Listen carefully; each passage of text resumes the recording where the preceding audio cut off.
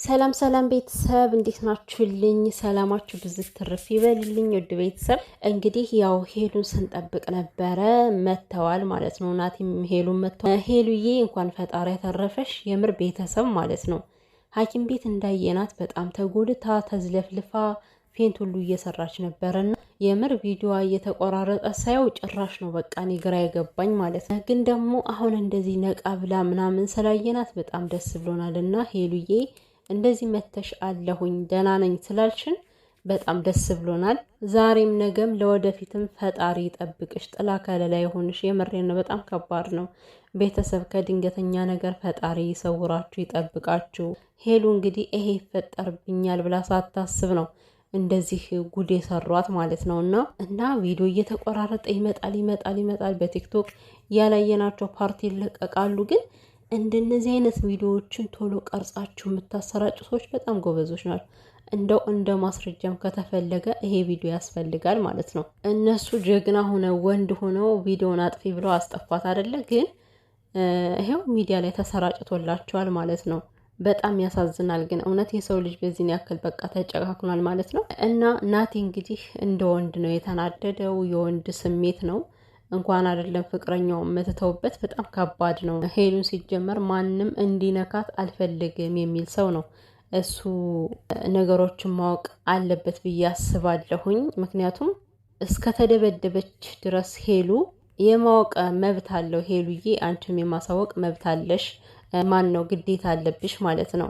በእርግጥ ሄሉ እንደዚህ ስታወራ በጣም ጭንቀት ውስጥ እንደሆነች፣ በጣም በብዙ ነገሮች እንዳስፈራሯት ግልጽ ነው። በሶስት ነገር ነው የሚያስፈራሯት። አንደኛ የራስሽን ህይወት እናጠፋለን፣ ካልሆነ የወንድሞቿን የቤተሰቦቿን ወይም ደግሞ ናቲን። እንግዲህ በሶስት ነገር ተወጥራ ያለች ልጅ እንዴት ነው ሚዲያ ላይ ልትናገር የምትችለው እንደዚህ አይነት ነገር? እና ናቲ ብትናደድም ብትበሳጭም ግን ሄሉሻን ለመረዳት ሞክር እስኪ፣ ትንሽ ተረጋጋ፣ ተረዳት። ሲጀምር አሁን ጭንቅ ላይ ነች፣ ከህመሟ ማገገም አለባት በደንብ።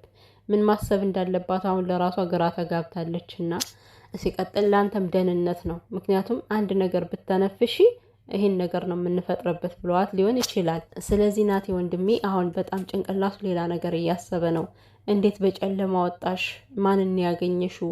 በአንቺ በኩል የመጣ ሰው ነው፣ አንቺን የሚፈልግ ሰው ነው ማለት ነው። እሱ እንግዲህ የኔና የአንቺ ፍቅር ምንም አይደለም ነው፣ ለእኔ ትደብቂኛለሽ፣ እኔ ምንሽ ነኝ እያለ በጣም ሌላ ነገሮችን እያሰበ ነው። ሲጀመር ናቲ ካንተ ምንም አይነት ነገር የምደብቀው ነገር የለም። ለምን ወጣሽ ላልከው ደግሞ ያወጧት በሙድ ነው እንግዲህ የሆነ ነገር እናቀብልሽ ብለውም ሊሆን ይችላል። ብቻ በሆነ ነገር ሸውደው ደውለው ነው ያስወጧት እንጂ እውነት እንዲህ በጨለማ ዘው ብለ መውጣት አትችልም ሄሉ። በሆነ ነገር ጉድ ተሰርታለች ሄሉ።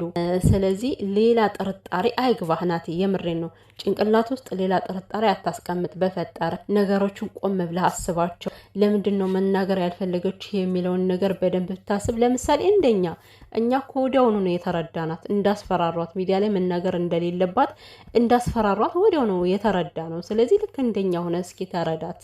እንግዲህ ተረዳት ማለት ግን ሄሉዬ ነገሮችን መደበቅ ማለት ወንጀለኞችን ማበረታታት እንደሆነ ማወቅ አለብሽ። ምክንያቱም አንቺ ገና ወጣት ልጅ ነሽ፣ ሩጠሽ ሰርተሽ ቦርቀሽ መኖር የምትፈልጊ ልጅ ነሽ። ታዲያ በእነዚህ ወንጀለኞች ምክንያት ከቤት ውስጥ እንደ ዶሮ ታስረሽ ልትውይ ነው? እውነቱን ሳትናገሪ ቀርተሽ፣ እውነቱን ሳታወጭ ቀርተሽ እንደፈለገ እንዲጫወቱብሽ ነው? አሁን ተረጋጊ ሄሉዬ፣ ነገሮችን አገናዝቢያቸው። ነገር ግን ለናቲ በውስጥ የተፈጠረብሽን ያደረጉሽን ነገር ዝርግፍግፍ አድርገሽ መናገር አለብሽ፣ ግዴታ ነው። ናቲ ማወቅ አለበት። አንደኛ ነገር ቢያውቅ ይጠነቀቃል። እንዴ አንቺን ሳታስቢው አይደል እንዴ ጠርተው እንደዚህ ያደረጉሽ? ነገ ናቲንስ የሆነ ነገር ቢያደርሱበት ሳያስበው ምንም ዋስትና እኮ የለሽም ሄሉዬ። ስለዚህ ነገሮችን መደባበቅ አስፈላጊ አይደለም። ደግሞ እነሱን ለመያዝ ከፈለጋችሁ ሚዲያ ላይ በምታወሩት ነገር እነሱ እንዲደበቁ ቦታቸውን እንዲቀይሩ ነው የምታደርጓቸው እንጂ ምንም ጥቅም አለው ብዬ አላስብም ሚዲያ ላይ ማውራቱ። ግን እነሱን ማስያዝና ማሳሰር ከፈለጋችሁ ግን ዝም ብላችሁ ጸጥ ብላችሁ ውስጥ ለውስጥ ሄዳችሁ ግን ዘብጥያ ቢወርዱ እነዚህ ሰዎች ደስ ይለኛል። ለምን ዛሬ ሄሉን እንደዚህ ቀጥቀጥ አድርገው ደብድበዋት፣ እንደውም ከድብደባ ሌላ እኮ ምን ደርሶባት ይሆን እያልኩኝ አሁን እኔ እያሰብኩኝ ነው። ምክንያቱም አበላሽተውኛል፣ ተበላሽቻለሁ፣ ለማንም አልጠቅምም እያለች ነበረ። ከድብደባ ሌላ ምን አድርሰውባት ይሆን? እነዚህ ሰዎች ምን አድርገዋት ይሆን? እና እንደነዚህ አይነት ነገሮችን ዝም ብለሽ ካለፍሽ ነገ ደግሞ ልክ እንዳንቺ ተረኛዋ መታ ድቅቅ አድርገው የሚጥሏት ሴት ልትኖር ትችላለች፣ አይታወቅም። ሲጀምር እኮ ኢትዮጵያ ውስጥ እንደዚህ ወንጀለኞች እኮ ዝም እየተባሉ ነው። ወንጀሎቹ እየተደበቀላቸው ነው እኮ እንደዚህ እየተስፋፉ የመጡት እና ከዛ በኋላ ችግራቸው ምን እንደሆነ ከጠየቃችሁ ካወቃችሁ በኋላ ዋጋቸው ይሰጣቸዋል። ከዛ ደግሞ ሚዲያ ላይ እንደውም መሰራጨት አለባቸው። ከተያዙ በኋላ ነው ግን ከተያዙ በኋላ ሚዲያ ላይ መሰራጨት አለባቸው። ፍላጎታቸው ምን እንደሆነ ናቲንም የፈለገ ይሁን ሄሉንም የፈለገ ይሁን ምንም የምናውቀው ነገር የለም። በእርግጥ በጣም ብዙ ሰው ከሌኔ ደበደባት ከሌኔ ያስደበደባት እያሉ ነው። እኔ ግን እውነት ስነግራችሁ ከሌ ነው ማለት አልፈልግም። ለምን ትክክለኛ መረጃ ካልሆነ በስተቀር ዝም ብሎ አንስቶ ከዚህ ጋር ከሌ ነው ምናምን አስፈላጊ አይደለም። እንዴት አይነት እኔ ግን ወንድ ነው የመታት ወይስ ሴት ነው የደበደባት? ሄሉን እኮ ናቲ ወንድ ናት ሴት ምናምን የሚለው ነገር አለ። ምን ፈለጋ ነው ግን በዚህ በጨለማ ጠርቶ እንደዚህ ድቅቅ አድርጎ ሴት ልጅ መላክ? እኔ የምላችሁ ቤተሰብ ደግሞ እኮ ማለት ነው አሁን ናቲን የሚፈልጉ ሰዎች ቢሆኑ ኑሮ እንትን ነበር የሚሏት ማለት ከናቲ አጠገብ ድጋሜ እንዳናይሽ በጭራሽ በቃ እናንተ መለየት አለባችሁ ብሎ ነበር የሚያስፈራሯት። እና እኔ ምክንያታቸው ምን እንደሆነ እስከማቅ ድረስ የሆነ የጭንቅላት ጥያቄ ሆኖብኛል። እግዚአብሔርን ነው የምላችሁ። በቃ ውስጤ በጣም ጥያቄ እየተፈጠረበት ነው። እነዚህ ሰዎች ማን ናቸው? ከየት ቢመጡ ነው እንደዚህ ሊያደርጓት የቻሉት? ደግሞ እኮ ባለፈው ስታሳዝን ናቲ መጣ። እኔ እኮ እንደዛ ሲደበድቡኝ የምደርስልኝ መስሎኝ ነበረ። ትመጣለህ ብዬ እኮ እየጠበቅኩ ነበር አለች ማለት ነው ሄሉ። ይሄ እኮ የፊልም ዓለም አይደለም። እንደ ፊልሙ ቢሆንማ ይሄ እኮ እውነተኛ ህይወት ነው። እንዴት ነው ሊደርስልሽ የሚችለው? ወይ ስልክ አልተደወለለት ወይ ምን የሰማው ነገር የለ። ቢደርስማ ኖሮ መቼ አንቺ እስከዚህ ትደርሽ ነበረ?